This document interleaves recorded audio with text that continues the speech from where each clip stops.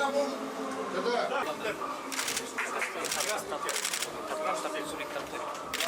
молодцы, ребята.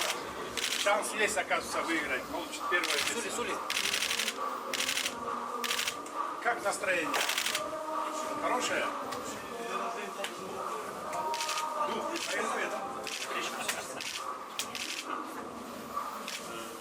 Молодцы, ребята.